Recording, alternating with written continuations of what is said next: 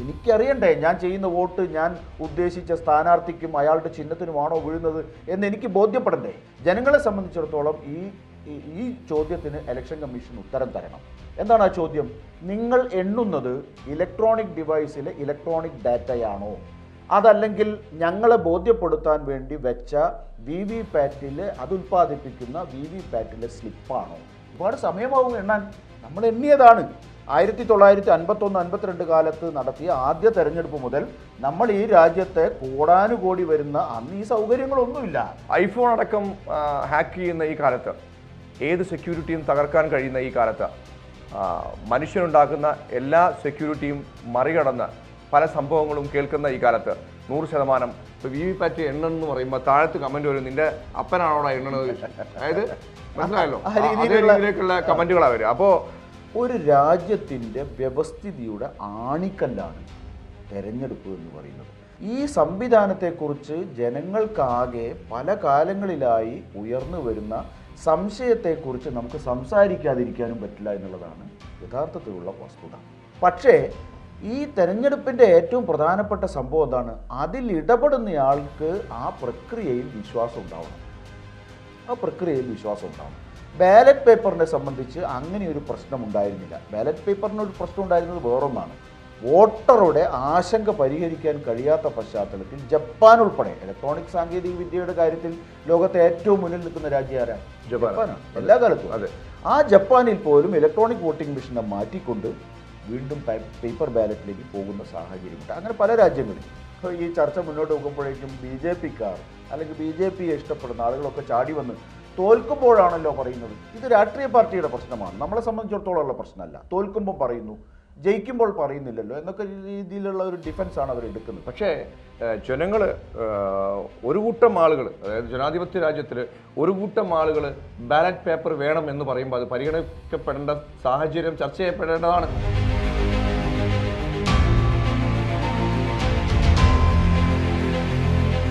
നമസ്കാരം. നമ്മൾ ചെയ്യുന്ന ചർച്ചകളൊക്കെ ശ്രദ്ധിച്ചാൽ അറിയാൻ കഴിയും, വോട്ടിംഗ് മെഷീനെ കുറിച്ച് ചർച്ച ചെയ്യണം എന്ന് പറഞ്ഞ് പല കമൻറ്റുകളും വരുന്നുണ്ട്. തീർച്ചയായും ഞങ്ങളത് മുഖവിലക്കെടുക്കുകയാണ്. വോട്ടിംഗ് മെഷീനെ കുറിച്ചാണ് ഇന്ന് ചർച്ച ചെയ്യാൻ വേണ്ടി പോകുന്നത്. വോട്ടിംഗ് മെഷീൻ എന്നുള്ള സംഭവം പല ആളുകളും പല പാർട്ടികളും മാറ്റണം, ബാലറ്റ് പേപ്പറിലേക്ക് വരണം എന്ന് അഭിപ്രായമുള്ള പല ആളുകളുണ്ട്. പല പാർട്ടികളും ഇതിനോട് അകം തന്നെ പ്രതിഷേധം രേഖപ്പെടുത്തിയിട്ടുണ്ട്. വിനോദ, ഈ വോട്ടിംഗ് മെഷീനെ കുറിച്ച് ചർച്ച ചെയ്യണം എന്ന് പറഞ്ഞിട്ട് വലിയ രീതിയിൽ കമൻറ്റുകൾ വരുന്നുണ്ട്. തീർച്ചയായും നമ്മുടെ ചർച്ച കാണുന്ന ആളുകൾ, കുറേ ആളുകളൊക്കെ എന്നും നിങ്ങൾ എന്തുകൊണ്ടാണ് വോട്ടിംഗ് മെഷീനെ കുറിച്ച് സംസാരിക്കാത്തത് എന്ന് പറഞ്ഞിട്ടുള്ള കമൻറ്റുകളുണ്ട്. തീർച്ചയായും അത് മുഖവിലക്കെടുക്കേണ്ടതാണ്. നിങ്ങളൊക്കെ ശരിക്കും ചർച്ച ചെയ്യണം എന്ന് പറയുമ്പോഴും ഞങ്ങൾക്ക് ശരിക്കും അത് ഉത്തേജകം തന്നെയാണ്. നിങ്ങളെപ്പോലുള്ള ആളുകൾ ആണ് നമ്മളെ വളർത്തുന്നത്. അതിനപ്പുറത്തേക്ക് ഒരു കാര്യം പറയുമ്പോൾ നിങ്ങൾ ഞങ്ങളിൽ നിന്നും തിരിച്ച് അത് ചർച്ച പ്രതീക്ഷിക്കുന്നുണ്ട്. അതുകൊണ്ടാണ് ഇത്തരം ഒരു ചർച്ച ഞങ്ങൾ ചെയ്യുന്നത്. നമ്മൾ ഈ ഗവൺമെൻറ്റിനെ വിമർശിച്ച് ഏത് പോസ്റ്റ് നമ്മൾ ചെയ്യുമ്പോഴും അതിൻ്റെ ചുവട്ടിൽ ഒരു 10 കമൻറ്റുകൾ വരുമ്പോൾ അതിൽ 2-3 കമൻറ്റുകൾ EVM ഉണ്ടെങ്കിൽ പിന്നെ നിങ്ങൾ എന്ത് പറഞ്ഞിട്ട് എന്താ കാര്യം എന്നുള്ള രീതിയിലാണ്. പലപ്പോഴും ഒരു നിരാശ ആളുകൾക്ക് ഈ EVMൻ്റെ ഒരു എഫക്റ്റ് ജനങ്ങൾക്ക് ജനാധിപത്യ വ്യവസ്ഥിതിയോട് തന്നെ നമ്മുടെ തെരഞ്ഞെടുപ്പ് സമ്പ്രദായത്തോട് തന്നെ ഒരു നിരാശ ഉണർത്തുന്നുണ്ടോ എന്നാണ് നമ്മൾ ആ കമൻറ്റ് വായിക്കുമ്പോൾ നമുക്ക് തോന്നിപ്പോകുന്നത്.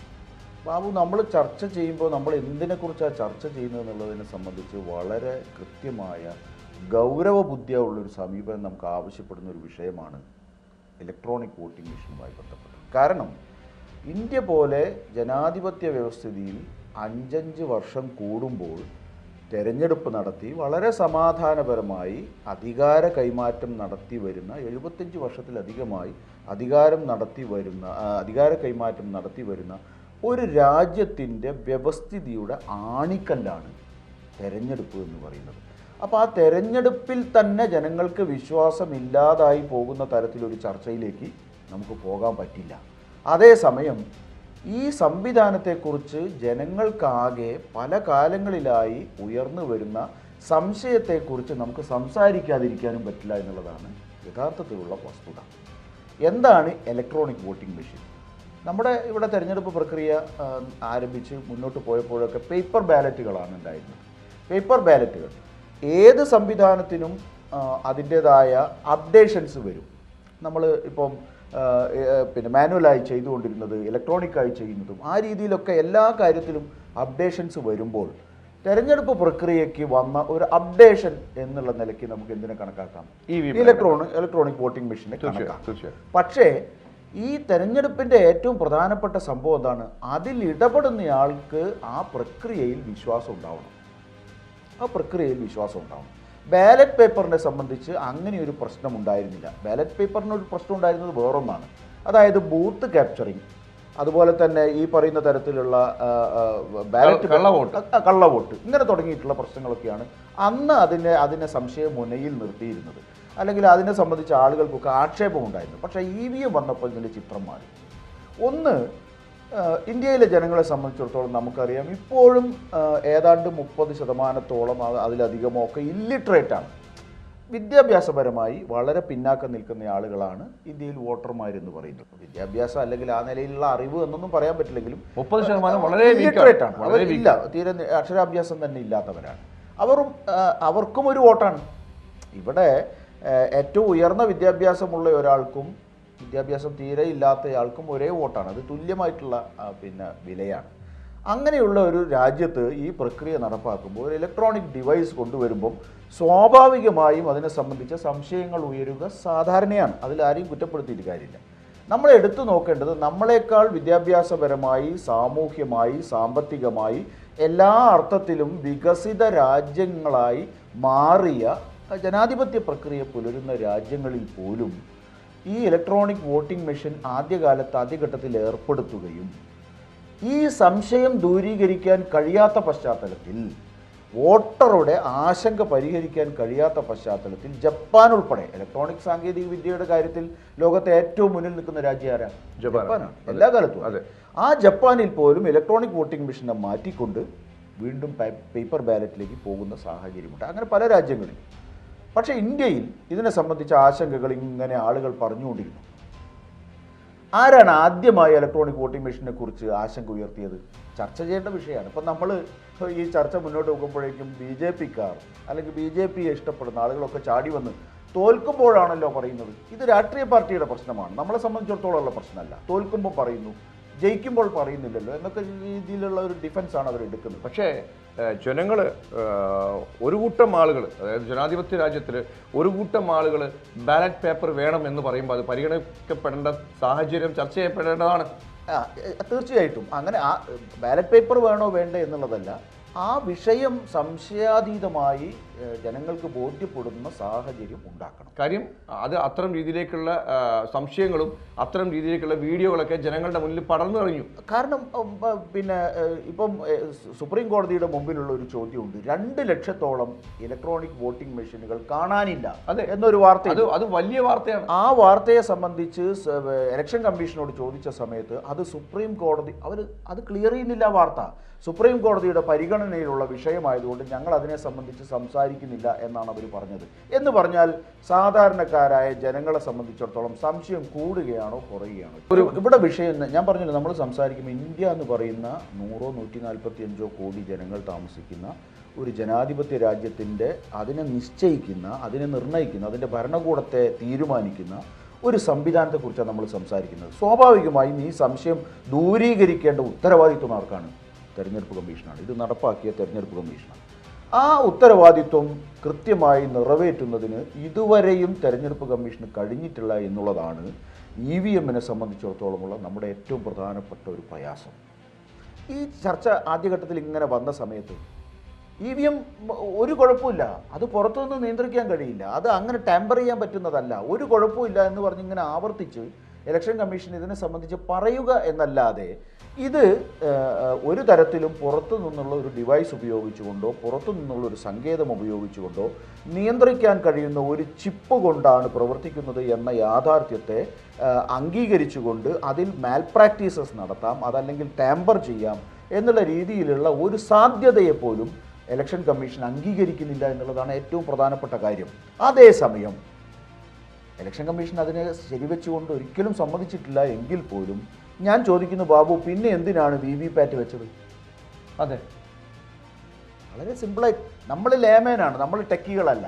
നമ്മളെ സംബന്ധിച്ചിടത്തോളം ഇവിടുത്തെ ഈ പറയുന്ന പിന്നെ കമ്പ്യൂട്ടർ സാങ്കേതിക വിദ്യയെ സംബന്ധിച്ചോ ആധുനിക ഇലക്ട്രോണിക് സങ്കേതങ്ങളെക്കുറിച്ചോ നമ്മൾ അജ്ഞരാണ്. നമുക്കതിനെക്കുറിച്ച് ഒന്നും അറിയില്ല. ഒരു ലേമേൻ എന്നുള്ള നിലയിൽ നമ്മളൊരു ടെക്കീവുമല്ല, ഇതിനെ സംബന്ധിച്ച് അറിവുള്ളവരുമല്ല എന്ന് തന്നെ കരുതുക. ഞാൻ പറഞ്ഞല്ലോ, ഇന്ത്യയിൽ 30 കോടി വരുന്ന അല്ലെങ്കിൽ 30% വരുന്ന ഇല്ലിറ്ററേറ്റ് ആയിട്ടുള്ള ജനതയെ പ്രതിനിധീകരിച്ചാണ് ഞാനും നിങ്ങൾ ഇരിക്കുന്നതെന്ന് വിചാരിക്കുക. താങ്കളുടെ കാര്യം ഞാൻ പറയുന്നില്ല, ഞാനിരിക്കുന്നതെന്ന് വിചാരിക്കുക. എനിക്കറിയണ്ടേ ഞാൻ ചെയ്യുന്ന വോട്ട് ഞാൻ ഉദ്ദേശിച്ച സ്ഥാനാർത്ഥിക്കും അയാളുടെ ചിഹ്നത്തിനുമാണോ വീഴുന്നത് എന്ന് എനിക്ക് ബോധ്യപ്പെടണ്ടേ? പക്ഷെ ജനങ്ങളുടെ മുന്നിൽ അത് സംശയമായി മാറി. അപ്പോൾ ആ സംശയം ഉയർന്നു. ആ സംശയം ഉയർന്നപ്പം ഇലക്ഷൻ കമ്മീഷൻ മുന്നോട്ട് വെച്ച പരിഹാരമാണ് 7 സെക്കൻഡ് നേരം നിങ്ങളുടെ മുമ്പിൽ ഒരു കടലാസിൽ തെളിയുകയും നിങ്ങൾ ചെയ്ത ചിഹ്നത്തിൻ്റെ നേരെ വന്ന വോട്ട് നിങ്ങൾക്ക് കാണിച്ചു തരികയും ആ 7 സെക്കൻഡ് കഴിഞ്ഞാൽ VVPAT മെഷീനിൽ ആ കടലാസ് കഷ്ണം അടർന്നു വീഴുകയും ചെയ്യുന്ന ഒരു സാഹചര്യം അവരുണ്ടാക്കി. നല്ലത്, നമ്മൾ ചെയ്ത വോട്ട് നമുക്ക് തന്നെയാണ് വീണത്, നമ്മൾ ഉദ്ദേശിച്ച സ്ഥാനാർത്ഥിക്ക് തന്നെയാണ് വീണത് എന്ന് മനസ്സിലാകുന്ന രീതിയിൽ ആളുകൾ സമാധാനത്തോടുകൂടി പോളിംഗ് ബൂത്തിൽ നിന്ന് ഇറങ്ങിപ്പോകുന്നു. എൻ്റെ ചോദ്യം അവിടെയാണ് ഉയരുന്നത്. എൻ്റെ ചോദ്യം ഉയരുന്നത്, അങ്ങനെയാണെങ്കിൽ നിങ്ങൾ എണ്ണേണ്ടത് ഏതാണ്? ഇലക്ട്രോണിക് വോട്ടിംഗ് മെഷീനെ സംബന്ധിച്ച് സംശയമുണ്ട് എന്ന് ജനങ്ങൾ പറഞ്ഞതിൻ്റെ അടിസ്ഥാനത്തിൽ എനിക്ക് കൃത്യമായിട്ട് ഓർമ്മയില്ല, അന്ന് 7000 കോടി രൂപയാണ്, എൻ്റെയും നിങ്ങളുടെയും ഒക്കെ നികുതി പണമാണ്, 7000 കോടി രൂപ ഇലക്ഷൻ കമ്മീഷൻ ചെലവഴിച്ചിട്ടാണ് ഓരോ ഡിവൈസിനോടുമൊപ്പം VVPAT എന്ന് പറയുന്ന മെഷീൻ സ്ഥാപിച്ചത് ഓരോ പോളിംഗ് ബൂത്തിലും. ആ 2 സംവിധാനത്തിൽ ഏതാണ് എണ്ണേണ്ടത്? ലളിതമായ ചോദ്യമാണ്. ഇലക്ഷൻ കമ്മീഷനോടാണ് നമ്മൾ ചോദിക്കുന്നത്. നിങ്ങൾ ഇതിലെ ഏതാണ്, ഇലക്ട്രോണിക് ഡാറ്റയാണോ അതല്ലെങ്കിൽ VVPAT സ്ലിപ്പിൽ പ്രിന്റ് ചെയ്ത തെർമൽ പ്രിന്റിംഗ് ആണ്? കുറച്ച് കഴിഞ്ഞാൽ അത് മാഞ്ഞു പോകും, അത് വേറെ കാര്യം. നമ്മളെ KSEBയുടെ ബില്ലൊക്കെ വരുന്നത് പോലെ കുറച്ച് നേരം നമ്മൾ പോക്കറ്റിലിട്ട് നടന്നിട്ട് എടുത്തു നോക്കുമ്പോൾ എത്രയാണ് ബില്ല് എന്നുള്ളത്.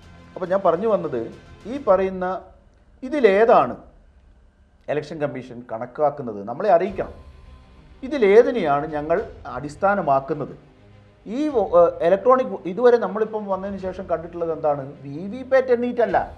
VVPATലെ വളരെ ഇപ്പോൾ 1000-ഓ 1500-ഓ ബൂത്തുകളുള്ള ഒരു പാർലമെൻറ്റ് കോൺസ്റ്റിറ്റ്യുവൻസിയെ സംബന്ധിച്ചിടത്തോളം അതിൻ്റെ 1% റാൻഡം വൈസ് അവരെണ്ണുന്നൊക്കെയാണ് പറയുന്നത്. അതൊന്നും ജനങ്ങളെ വിശ്വസിപ്പിക്കുന്നതിന് പര്യാപ്തമല്ല. ജനങ്ങളെ സംബന്ധിച്ചിടത്തോളം ഈ ചോദ്യത്തിന് ഇലക്ഷൻ കമ്മീഷൻ ഉത്തരം തരണം. എന്താണ് ആ ചോദ്യം? നിങ്ങൾ എണ്ണുന്നത് ഇലക്ട്രോണിക് ഡിവൈസിലെ ഇലക്ട്രോണിക് ഡാറ്റയാണോ അതല്ലെങ്കിൽ ഞങ്ങളെ ബോധ്യപ്പെടുത്താൻ വേണ്ടി വെച്ച VVPATൽ അത് ഉൽപ്പാദിപ്പിക്കുന്ന VVPATലെ സ്ലിപ്പാണോ? ഏതാണ് നിങ്ങൾ അടിസ്ഥാനമാക്കി എടുക്കുന്നത് എന്ന ഒരു ഉത്തരം തെരഞ്ഞെടുപ്പ് കമ്മീഷൻ തരാൻ ബാധ്യസ്ഥമാണ്. അങ്ങനെ തരുമ്പോൾ എന്തു വേണം? അഥവാ VVPAT ആണ് നമ്മളെ വിശ്വസിപ്പിക്കുന്ന ഡിവൈസ് എങ്കിൽ VVPAT സ്ലിപ്പ് എണ്ണണം. VVPAT സ്ലിപ്പ് എണ്ണുകയും വേണം. എണ്ണി ഇലക്ട്രോണിക് ഡിവൈസിലെ വോട്ടുമായി ഒത്തുനോക്കണം. ആ ഒത്തുനോക്കി രണ്ടും ശരിയാണ് എന്ന് നിശ്ചയിക്കുമ്പോൾ മാത്രമാണ് ആ കാൻഡിഡേറ്റിൻ്റെ ഡിക്ലെയർ ചെയ്യാൻ, അദ്ദേഹം ജയിച്ചോ തോറ്റോ എന്ന് ഡിക്ലെയർ ചെയ്യാൻ പറ്റൂ എന്നാണ് സാധാരണക്കാരൻ എന്നുള്ള നിലയ്ക്ക് നമുക്ക് ഉന്നയിക്കാനുള്ള ഏറ്റവും പ്രധാനപ്പെട്ട ഒരു കാര്യം. അപ്പോൾ ഇതിനെ സംബന്ധിച്ച് വന്ന ഒരു ആശങ്ക എന്താണെന്ന് വെച്ചാൽ, ഒരുപാട് സമയമാവും എണ്ണാൻ. നമ്മൾ എണ്ണിയതാണ് 1951-52 കാലത്ത് നടത്തിയ ആദ്യ തെരഞ്ഞെടുപ്പ് മുതൽ നമ്മൾ ഈ രാജ്യത്തെ കോടാനുകോടി വരുന്ന അന്ന് ഈ സൗകര്യങ്ങളൊന്നുമില്ല. അന്നത്തെ കാലത്ത് എണ്ണിയാണ് നമ്മൾ 1, 2, 3 ദിവസം മലയോര മേഖലകളിലും വളരെ റിമോട്ടായിട്ടുള്ള ഭാഗങ്ങളിൽ നിന്നൊക്കെ ഫലം വരാൻ ഞങ്ങൾ ദിവസങ്ങളോളം. തീർച്ചയായും അതേപോലെ തന്നെ ശരിക്കും കുറച്ച് വെയിറ്റ് ചെയ്ത് റിസൾട്ട് പ്രഖ്യാപിക്കുകയാണെങ്കിൽ ജനങ്ങൾക്ക് വലിയ രീതിയിലേക്കുള്ള ആശങ്കയുണ്ട്. ശരിക്കും ഈ EVMൽ തട്ടിപ്പുണ്ടോ എന്നുള്ളത്. തീർച്ചയായും അത് കുറച്ച് സമയമെടുത്ത് എണ്ണിയാൽ പോലും ജനങ്ങൾക്ക് വേണ്ടി, ജനാധിപത്യത്തിന് വേണ്ടി സമയമെടുത്ത് എണ്ണുന്നുണ്ടെന്നേ. അമേരിക്കയിൽ എത്ര സമയം എടുത്തിട്ടാണ്? അല്ല, അതൊന്നും ഇവരോട് പറഞ്ഞു. ഈ ഇന്ത്യയെ സംബന്ധിച്ചിടത്തോളം ഇപ്പോൾ ഞാനൊരു കാര്യം പറയാം. നമ്മളിപ്പോൾ ഈ സംസാരിക്കുന്നുണ്ട്, ഇത് ഇന്ത്യയിൽ വെച്ചുള്ള സംഭവം തന്നെയാണ് സംസാരിക്കുന്നത്. അതെ, വോട്ട് എണ്ണുന്ന മെഷീനിൽ ഇപ്പോൾ VVPAT എണ്ണെന്ന് പറയുമ്പോൾ താഴത്ത് കമന്റ് വരും, നിന്റെ അപ്പനാണോടാ എണ്ണണത്. അതായത് മനസ്സിലായല്ലോ, രീതിയിലേക്കുള്ള കമന്റുകളാണ് വരും. അപ്പോൾ ഈ ചർച്ച അതിന് നേതൃത്വം കൊടുക്കുന്ന ആരാ? ചർച്ച നമുക്ക് ഒരൊറ്റ പോയിന്റ് കൂടി പറഞ്ഞ് അവസാനിപ്പിക്കാം. ആ ചർച്ചയ്ക്ക് ഇപ്പം നേതൃത്വം കൊടുക്കുന്ന ആരാ? BJPക്കാരാ. അതെ, BJPക്കാരുടെ. അപ്പോൾ അവർ ചരിത്രം മറക്കാം. അവർക്ക് അല്ലെങ്കിലും 2014 ശേഷം ഇന്ത്യയിൽ ചരിത്രമുള്ളല്ലോ. അവരങ്ങനെയാണല്ലോ വിശ്വസിക്കുന്നത്. പക്ഷേ നമ്മൾ ഇതിൻ്റെ ഒരു ചരിത്രം ഒരു വരി പറയാതെ വയ്യ. കാരണം VVPAT ഈ ഇലക്ട്രോണിക് വോട്ടിംഗ് മെഷീൻ ഇന്ത്യയിൽ നടപ്പാക്കുന്ന സമയത്ത് അന്ന് കോൺഗ്രസ് സർക്കാരാണ്. അന്ന് ആദ്യമായി ഇതിനെതിരായിട്ട് ശക്തമായിട്ട് രംഗത്ത് വന്ന ഒരാൾ BJPയുടെ MP ആയിട്ടുള്ള സുബ്രഹ്മണ്യ സ്വാമിയാണ്. ഈ EVM-നെ സംബന്ധിച്ച സംശയം ആദ്യമായി പൊതുമണ്ഡലത്തിൽ ഉയർത്തിയത് സുബ്രഹ്മണ്യ സ്വാമിയാണ്. മറ്റൊരാളുണ്ട്, EVL നരസിംഹൻ എന്ന് പറയുന്ന BJPയുടെ പിന്നീട് വക്താവായ, ദേശീയ വക്താവായി മാറിയ EVL നരസിംഹറാവു. അദ്ദേഹം ഒരു പുസ്തകം എഴുതി. എന്താ കാര്യം? ഈ ഒരൊറ്റ വിഷയം വെച്ച് അദ്ദേഹം ഇതിനെ സംബന്ധിച്ച് അറിവുള്ള ആളാണ്. ഡെമോക്രസി അറ്റ് റിസ്ക് എന്ന് പറയുന്ന ഒരു പുസ്തകം EVL നരസിംഹറാവു എഴുതി. അത് വലിയ വിവാദമായിരുന്നു. കാരണം ഈ EVM-നെ സംബന്ധിച്ച് വലിയ സംശയം ജനങ്ങൾക്കിടയിൽ ഉയർത്തുന്നതിന് അന്ന് BJPക്കാർ ഉപയോഗിച്ച പുസ്തകമായിരുന്നു ഡെമോക്രസി അറ്റ് റിസ്ക് എന്ന് പറയുന്ന പുസ്തകം. ആ പുസ്തകവും ഈ പറയുന്ന രീതിയിൽ വാദവും ഉയർത്തിയ ആളുകളൊക്കെ ഇപ്പോഴും BJPയിൽ നിൽക്കുമ്പോൾ BJPക്കാർ പറയുകയാണ് EVM അവർ ജയിക്കുന്നുണ്ട് എന്നതുകൊണ്ട് അതിൽ ഏതെങ്കിലും തരത്തിലുള്ള ഫ്രോഡ് നടക്കുന്നില്ല, ടാമ്പറിങ് നടക്കുന്നില്ല എന്ന് അവരങ്ങ് വിശ്വസിക്കുകയാണ്. അവരുടെ ഭരണകൂടങ്ങൾ വരുന്നു എന്നതുകൊണ്ട് വിശ്വസിച്ചേ പറ്റൂ. കാര്യം അതിൽ അവർക്കൊരു ടാർഗറ്റ് വെച്ചിട്ടുണ്ട്. ആ ടാർഗറ്റ് തെറ്റിപ്പോയി കഴിഞ്ഞാൽ വലിയ പ്രശ്നങ്ങളാവും. അതിനപ്പുറത്തേക്ക് ചർച്ച കുറച്ച് ദൂരം നീണ്ടുപോയിട്ടുണ്ട്. അതിനപ്പുറത്തേക്ക് ഐഫോൺ അടക്കം ഹാക്ക് ചെയ്യുന്ന ഈ കാലത്ത്, ഏത് സെക്യൂരിറ്റിയും തകർക്കാൻ കഴിയുന്ന ഈ കാലത്ത്, മനുഷ്യനുണ്ടാക്കുന്ന എല്ലാ സെക്യൂരിറ്റിയും മറികടന്ന് പല സംഭവങ്ങളും കേൾക്കുന്ന ഈ കാലത്ത് 100% EVM എന്നുള്ള ഈ മെഷീന് അപ്പോൾ ചർച്ച ചെയ്യപ്പെടേണ്ടത് തന്നെയാണ്. അത് ജനങ്ങൾക്ക്, ജനാധിപത്യ രാജ്യമാണ് ഇന്ത്യ. അപ്പോൾ ജനാധിപത്യ രാജ്യമായ ഇന്ത്യയിൽ ജനങ്ങളുടെ ഓരോ സംശയങ്ങളും അതിനുള്ള തെളിവുകൾ കൊടുക്കാൻ, അല്ലെങ്കിൽ സംശയങ്ങൾക്ക് മറുപടി കൊടുക്കാൻ സർക്കാരുകൾ തയ്യാറാവണം എന്നുള്ളതാണ്. അതിനപ്പുറത്തേക്ക് വിനോദേട്ടൻ പറഞ്ഞ പോലെ എപ്പോഴും എല്ലാവരും ഈ കാര്യത്തിന് വേണ്ടി ചർച്ച ചെയ്യും. ഇത് നാളെ ഒരു കാലത്ത് ഇപ്പോൾ ചർച്ച ചെയ്യാൻ വേണ്ടി പറഞ്ഞ ആളുകളോട് നമുക്ക് പറയാനുള്ളത്, EVM മെഷീൻ എന്ന് പറയുന്ന ഈ സംഭവം അത് ശരിക്കും വല്ലാത്ത രീതിയിലേക്കുള്ള സംഭവമാണ്. ഇപ്പോൾ 2 വർഷം എണ്ണിക്കഴിഞ്ഞാൽ തിട്ടപ്പെടുത്താവുന്നുള്ളൂ. ആ എണ്ണാനുള്ള സാഹചര്യം, സമയം ഒക്കെ എടുക്കുന്ന രീതിയാണ്. അപ്പോൾ ഇത് ചർച്ച ചെയ്യപ്പെടേണ്ടത് തന്നെയാണ്. ചർച്ചകൾ ഉയർന്നു വരും എന്ന് തന്നെയാണ് പ്രതീക്ഷ. കാര്യം ഒരു ദിവസം കൊണ്ട് ചർച്ച ചെയ്ത് തീരുമാനിക്കുന്ന കാര്യങ്ങളല്ല ഇത് ചർച്ച ചെയ്യപ്പെടേണ്ടത് തന്നെയാണ്. ചർച്ച ചെയ്യും എന്ന് തന്നെയാണ് വിശ്വസിക്കുന്നത്. നന്ദി, നമസ്കാരം.